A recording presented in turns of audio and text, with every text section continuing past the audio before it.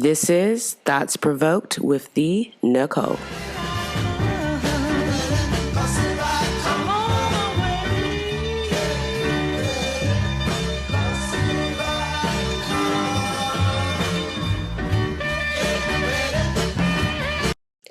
This is Thoughts Provoked with the Nicole.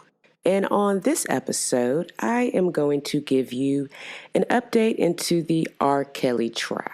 Now, if you haven't been keeping up, R. Kelly is currently on trial in Brooklyn, New York for federal racketeering charges.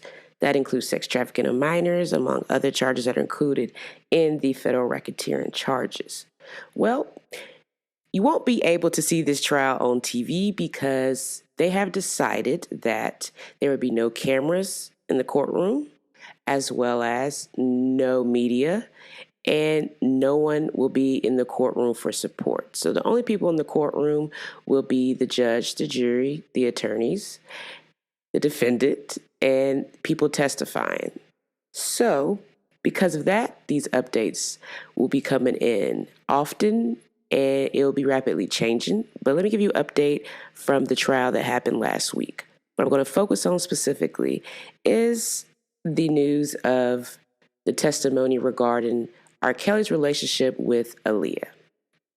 Now, if you're not familiar, the singer Aaliyah, who has passed away, married R. Kelly when she was only 15 years old. This was back in the day. It was quickly annulled, and that became a topic of conversation during the trial last week. Now, let me tell you what was spoken about regarding to Aaliyah. R. Kelly's road manager, Demetrius Smith, testified that he helped facilitate the marriage between R. Kelly and Aaliyah.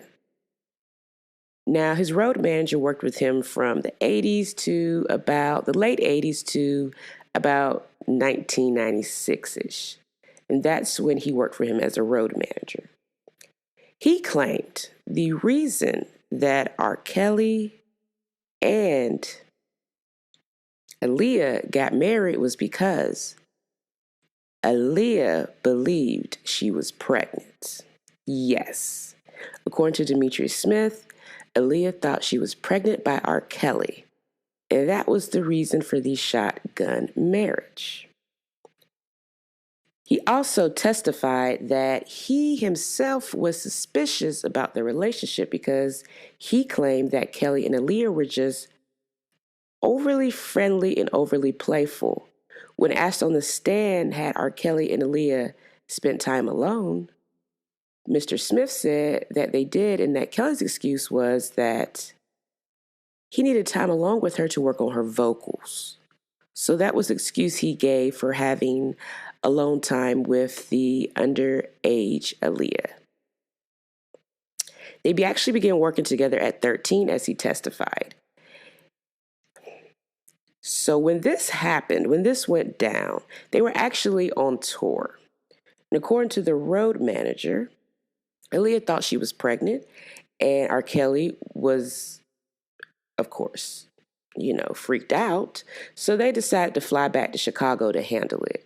And according to the road manager, R. Kelly cried a lot, and he thought that his career would be over and he would go to jail.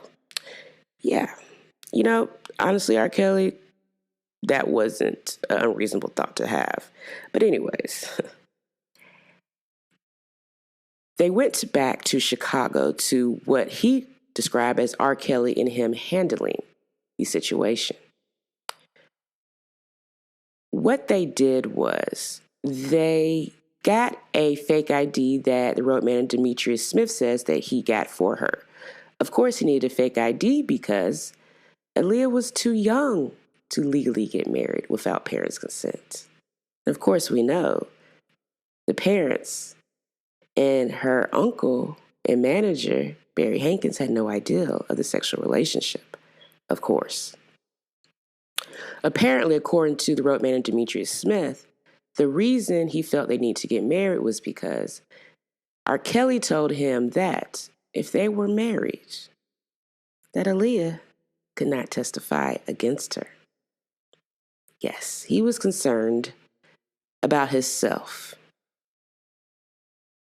The marriage wasn't about love. The marriage was about protecting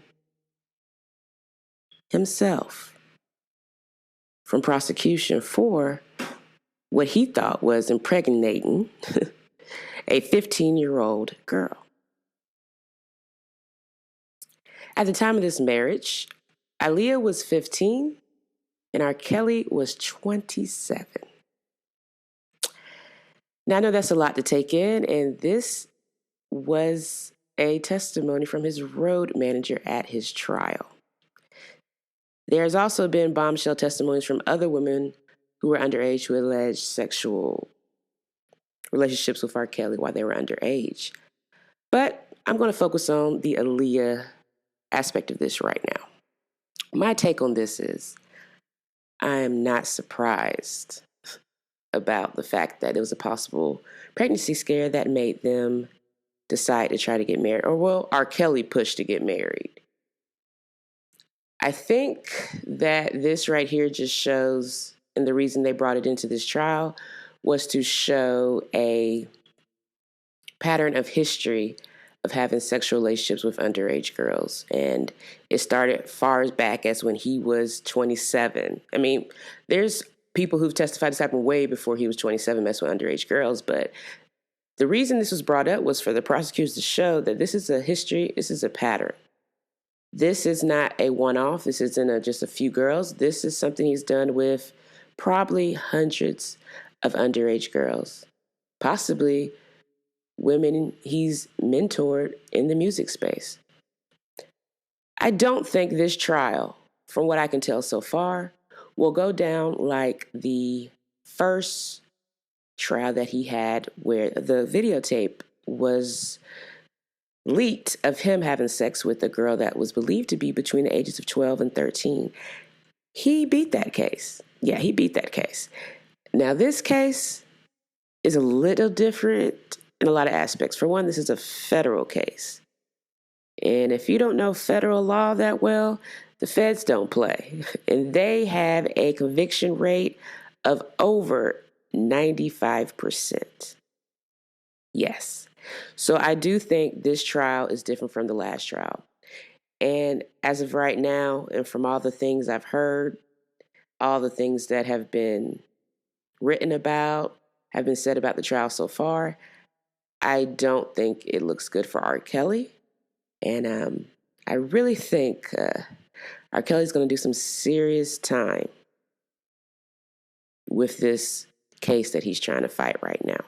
But I will keep you updated, and I will let you know of the new information as it happens as soon as possible, because this story is developing and anything could happen. There could be a bombshell that comes out during this trial. We don't know.